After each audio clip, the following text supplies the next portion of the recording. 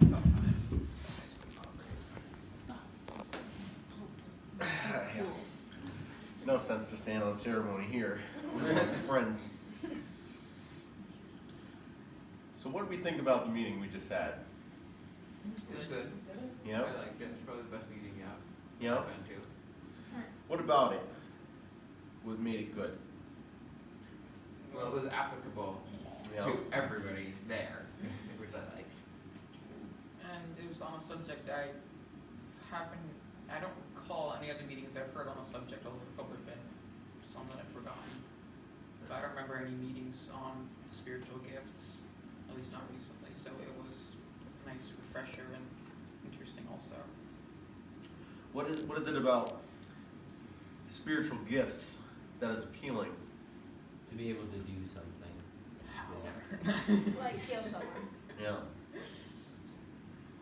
Is that something that's ever crossed your mind? Yep. Like you being able to do something like that? Mm-hmm. What are some things to think that are holding you back from doing those things already? Well, it just, to me, seems a tiny bit absurd that you can have these really good gifts just for nothing. It's like, wait, I can just have them? I need to do something or, yeah, do something. Something you know, Yeah. I should do something to be able to attain these. I need Yeah. to be more spiritual before I can do that. Yeah, like Yeah. there's a rite of passage. Like I need to go on some sort of spirit quest, and then I'll be able to, like at the end, be some ether-looking vapor thing, and he'll meet me and be like, poof, and all of a sudden, wow, I've made it, and I've been given this amazing gift. It's not what you do to get the gifts, it's what you do to use them. Mr. Nietzsche over here. Yeah. Well, there are many, many, many stories that we could go through that would prove each one of our skeptics and our own skepticisms about, like, well, it doesn't seem possible that I could get these gifts myself, that I could use these gifts myself, and prove ourselves wrong, because there's been people your age and people even younger who've done incredible things because they use the gifts of the Spirit. I know personally two young kids. They were 7 and 8 years old. They were missionary kids. They lived in Africa, and they were out playing around in the bush. And one of them, I can't remember which one it was now, hurt their ankle so bad they couldn't even walk, and they were a long way away from home. And the other one was not strong enough to carry, the other person. And they said, well, we've seen our parents pray. Let's just pray for healing. And they prayed, and right there and then, that person's ankle got better, so that way they could walk. And they walked a couple miles home. It's like, well, seems really trivial, but how many times have you guys sprained your ankle or rolled your ankle really bad that you felt like you just couldn't walk? And for them, I don't know how bad it was. Like, nobody was there to assess it to see, oh, it was just a minor ankle sprain. Who knows? It might have been broken.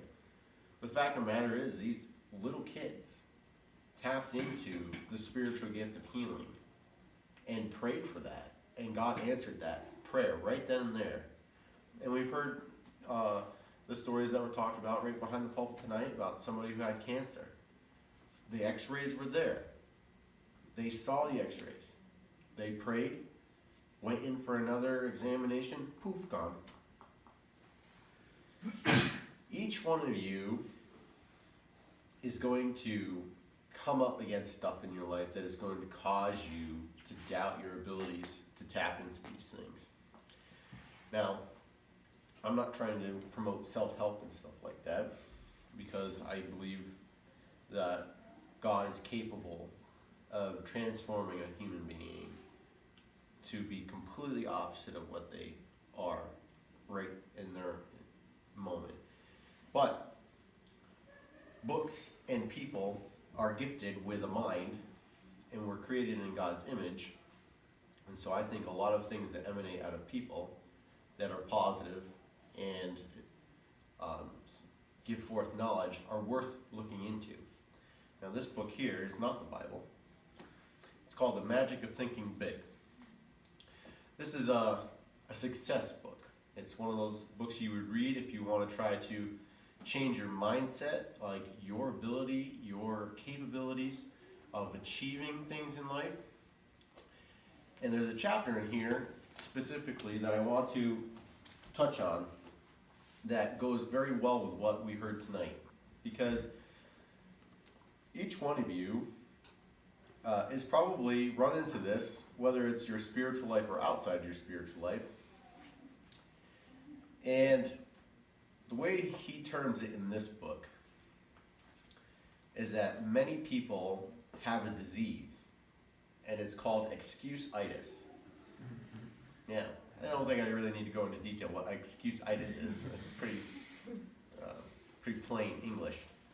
But let me read it to you, this first page here.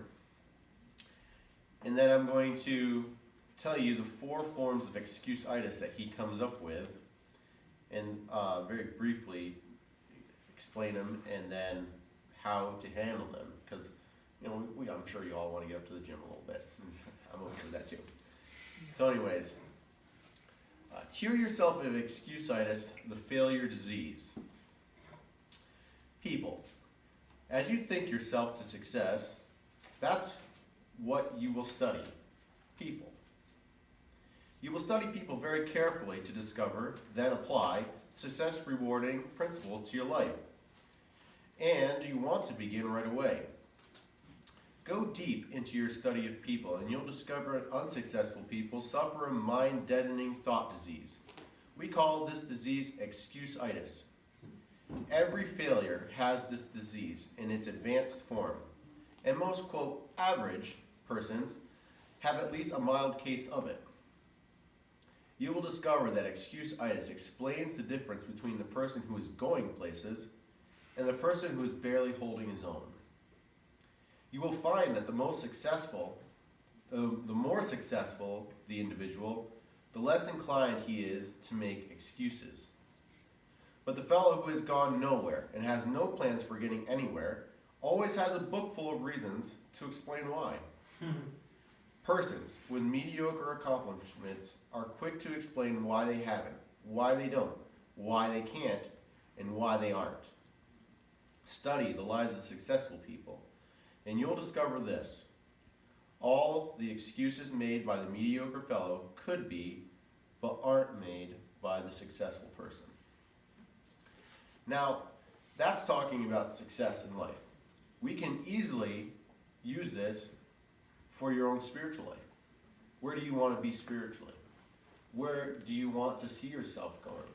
Like, what do you want to attain out of your relationship with God?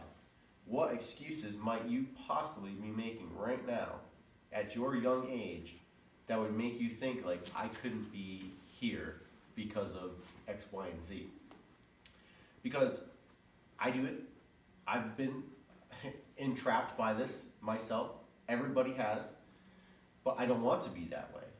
And as what Mr. Holster said tonight, he's like, he's tired of that. He's tired of looking around and seeing what I consider to be like an average Christianity. One where we don't see God doing amazing things only because of our own excuses. Our own decisions about not really going for all that we can with God. So the 4 different forms of excuse-itis that he uses here, the first one being health. Health excuse-itis. My health isn't good. How many times have you heard somebody, you say something to somebody, hey, can you go do this? Oh, I can't because